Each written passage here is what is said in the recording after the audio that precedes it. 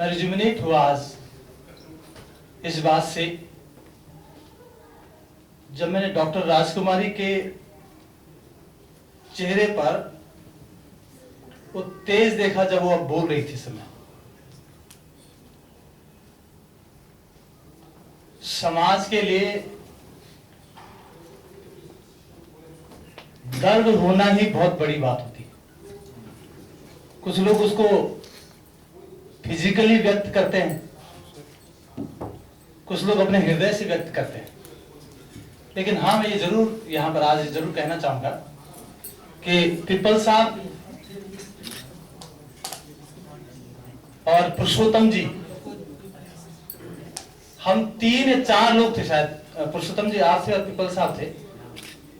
हम लोग मेरे घर पे बैठे हुए थे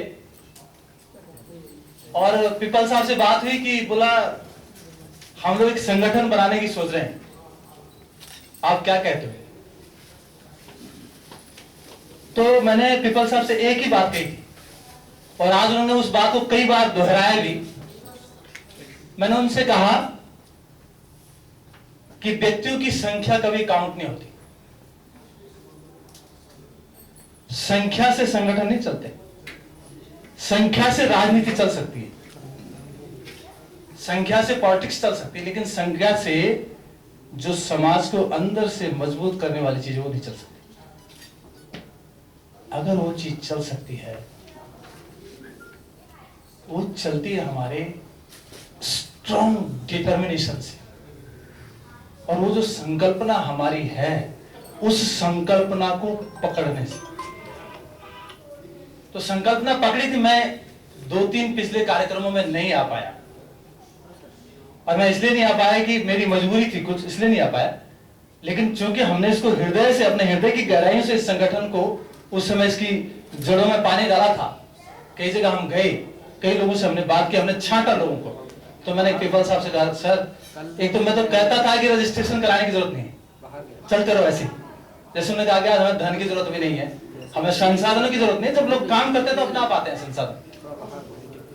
तो यहां पर एक छोटी सी बात करके मैं अपनी बात समाप्त करूंगा, क्योंकि समय कम है हमारी। मुझे बहुत खुशी हो रही है आज, बहुत अच्छा लग रहा है कि इस कार्यक्रम में आज देश के सम्मानित लोग आए हुए हैं। पद्मश्री, पद्मश्री कोई छोटी मोटी उपाधि नहीं होती, छोटा मोटा सम्मान नहीं होता। मैं आपसे एक चीज इतना जरूर कहूंगा कि अल्फ्रेड नोबेल की एक छोटी सी कहानी मैं आपके सामने रखना चाहता हूं। अल्फ्रेड नोबेल ने पहाड़ों को तोड़कर सड़कों को बनाने के लिए डायनामाइट की खोज की थी। पहाड़ों को तोड़कर सड़कों को बनाने के लिए डायनामाइट की खोज की थी।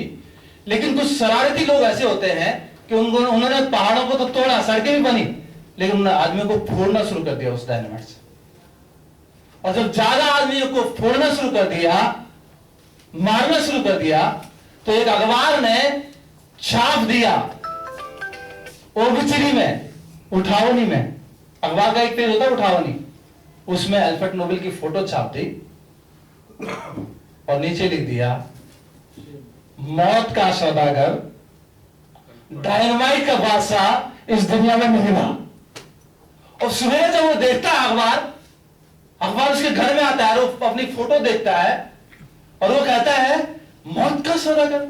अल्फ्रेड नोबेल जिसने इतना बड़ा रिसर्च किया सड़कों को बनाने के लिए, संसाधनों को दूर तक पहुंचाने के लिए, कनेक्टिविटी के लिए, वो ऐसा जाना जाएगा मौत का सौदागर।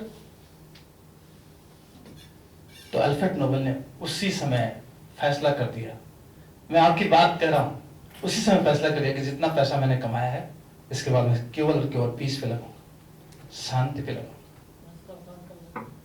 तब से वो नोबेल पीस प्राइज मिलता है, आज तो कई फील्डों में मिल रहा है। और एक और बात कि हम लोग बीएससी तो करते हैं, बैचलर ऑफ साइंस, लेकिन एमएससी नहीं करते। संगठनों को एमएससी से चला जाता है। जो आपने कहा कि जो आरएसएस चल रहा है वो एमएससी से चल रहा है।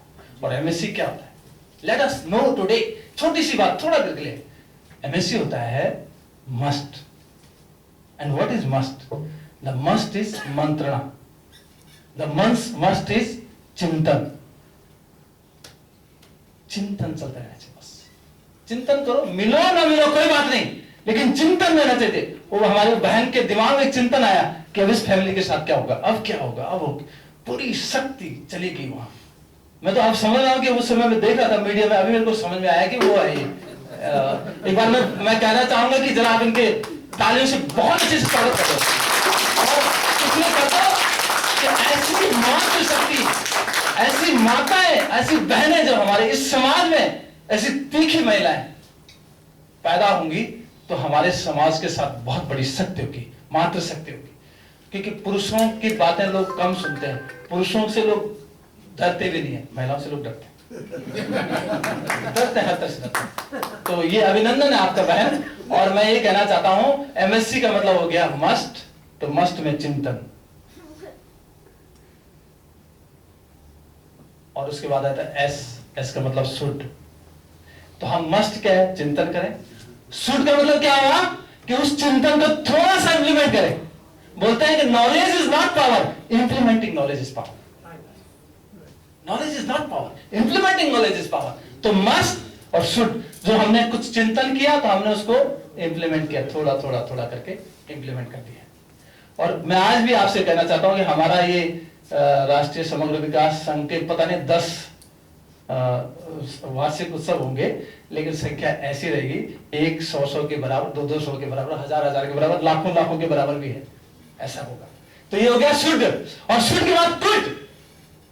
कुड क्या है कि अगर मैं थोड़ा सा समय दे दूं अपना, जिसके पास समय वो समय दे, जिस पर अकल है वो अकल दे, जिसके पास पैसा है वो पैसा दे, जिसके पास सामर्थ्य जो है वो दे।